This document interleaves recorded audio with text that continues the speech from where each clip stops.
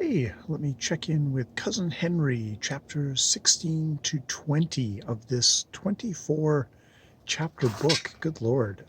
It is almost as fast as reading Trollope short stories, it seems, to go through one of his shorter novels. I'm so conditioned otherwise, which is okay because I've got other things I'm probably going to do in August as well. Um, but yes, so um, we are not getting as much about Isabel, and really, Cousin Henry does seem to be actually, for once, is actually the focus of this novel.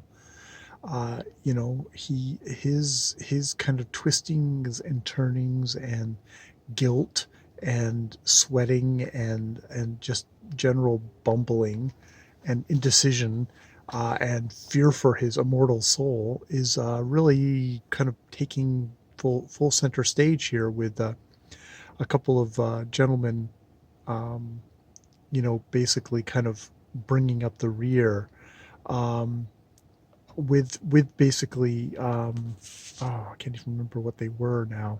Um, lawyer and the lawyers sort of kind of going, there is really something stinky, and one of them actually kind of going, well, with the like, he let like the old uncle is for like to read sermons. Did they go through all the books?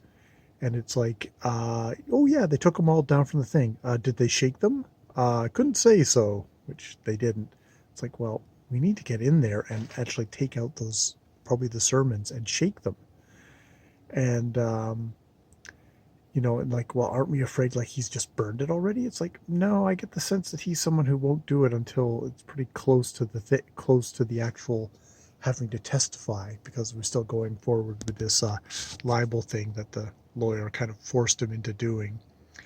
Basically saying he couldn't hold his head up if he didn't. Um, so we might still have a chance. And indeed, we go back to him, and he's like, well, I could just go away from this property and just have them, the rents kind of sent to me, and I could like be making like 15,000 or 1,500 a month off of this place and not even have to be here, and I could be happy. Because he's really not happy here. He's basically a nervous wreck all the time. Um, and he actually gets up in the middle of the night and thinks, okay, I'm going to burn it. I'm going to burn it. And he gets it out and he rereads it again because he just can't. And he's like, and it's like, oh, can I read it? Can I burn it? It's like, and he just can't. He can't bring himself to. It is him thinking about like his immortal soul, like this will be the thing that damns me. And it's like, well, I won't do it tonight because I don't want to. I'll have a couple more nights without having damned my soul. And so he's gone to bed, and it's like saying the Lord's Prayer. And it's funny how it's like, it's like, well, God wouldn't judge me because he's like, oh, it is actually a righteous act to cheat Isabel out of her proper inheritance.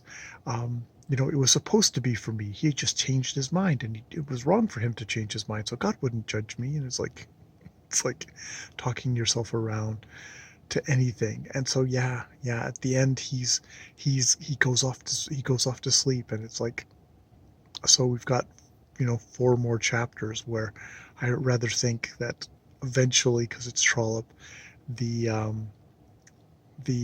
will come into, because like it hasn't gotten burned yet, it will come to light. Or will he burn it and he'll he'll just kill himself through guilt or something like that? I don't know. So yeah, that's where we are with Cousin Henry. Yeah, it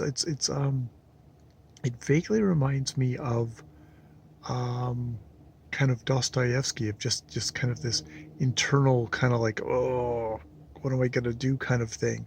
Though it's Trollope, but so there's still a lightness of touch to it. Isabel has definitely kind of pulled out of the picture. She's a little just too like, well, it wouldn't be proper. It wouldn't be proper for us to, like, me and the poor clergyman to get together. And the clergyman's like, well, it wouldn't be proper for us to get together if she actually gets the money. If she doesn't get the money, well, then she's going to be my wife. And it's like that. That's all there is to it. And I do believe him on that. So there's like thoroughly good people. And Cousin Henry is while completely reprehensible and scumball, is actually more recognizably human to me, which maybe says more about me. Not that I have sympathy with Henry. I think he's a scumball. You know, it's one of those, you know, do the right thing at the beginning there, buddy. But he couldn't. He just, he had to sit there. And everyone was just watching him sit there. It's like, oh, he's sitting on the will. The real will is what they were all thinking. And it's like, yeah, yeah. So that's where I am with Cousin Henry in this very month of lonely, lonely trollops of standalone novels of Anthony Trollope. And yeah, I'll either do a wrap up of the last 4 chapters, or I'll just do a review. Probably do my reaction to the last 4 chapters, and then I'll do an actual review and post it, and no one will actually pay attention to it, which is fine. Which is fine. All right. More videos later.